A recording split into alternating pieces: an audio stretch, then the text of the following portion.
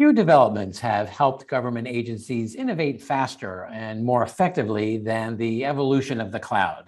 Hi, I'm Wyatt Cash with Scoop News Group, and here to talk about cloud's impact on the public sector is Ron Thompson, Chief Data Officer at NASA. Ron, thank you so much for joining us. Thank you, Wyatt. Really appreciate you having me on to tell the NASA story. Really appreciate it. Thank you. Well, terrific. Well, let me start by asking, how has the cloud enabled NASA to, make significant improvements in the services it delivers to the public and or the, NASA's other federal customers?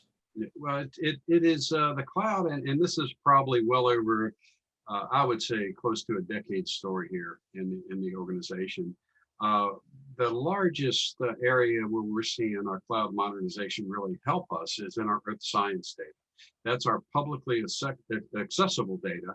And it's really an open data enclave where we keep historical information about how we study the earth for climate change, how we deliver efficiencies for our observations. And if you look at our data sets, we have well over 28,000 data sets that are uniquely formed and uniquely available for the public. So these open data stores absolutely rely on the cloud to keep that cost down for us and to make it accessible for everyone throughout the world. So what were the primary technology challenges that NASA faced in delivering services to the public? And how did the cloud help NASA overcome some of them? So NASA, like a lot of agencies, have a vast amount of information internally. So the challenge was, how do you get that available outside to our, in this example, outside to our open data users without really having access to our internal information, internal systems. So we would have to move that. We would have to get a copy, move that, and put it into a demilitarized zone that's accessible to the public. So the cloud enabled us to actually store a lot of this all of this archive information out in one place, both internal and external to NASA users. And it really helped us really focus those containers in one place versus having two. Another challenge that we had was very early on was the cost of moving data back and forth, right? So looking at new architectures, new way that service providers actually have services available to us, we're able to drive that cost of the back end of those systems, those data stores, and how that was being, those data were being accessible to the public. So it really drove that cost down. Appreciate you sharing that. Next, can you describe maybe a couple of key outcomes that the cloud has allowed NASA to achieve compared to, where you were maybe just a couple of years ago?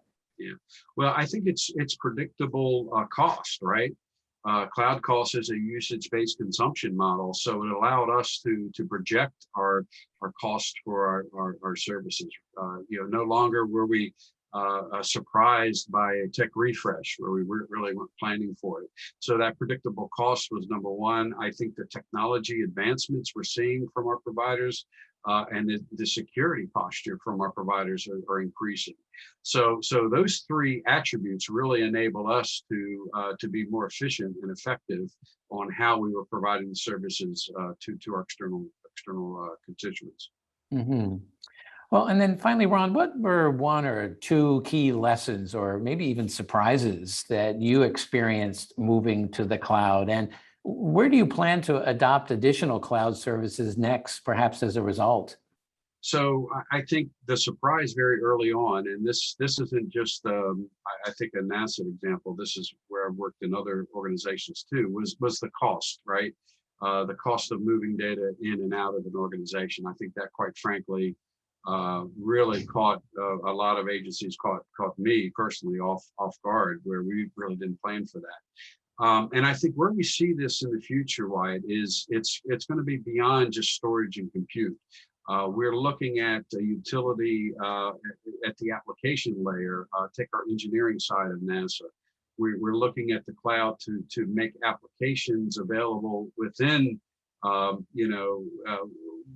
across the enterprise using cloud services that will absolutely span across our geographic barriers that we have right now internally and make it accessible across the enterprise all at once. So it's really taking the value beyond compute and storage and putting it into the application layer. And that's really where we're advancing to right now through our digital transformation efforts. Well, Ron Thompson, thank you so much for taking a few minutes to share with our audience some of the ways that the cloud's made an impact on NASA and how that in turn is really helping the public as well. Thank you, Wyatt.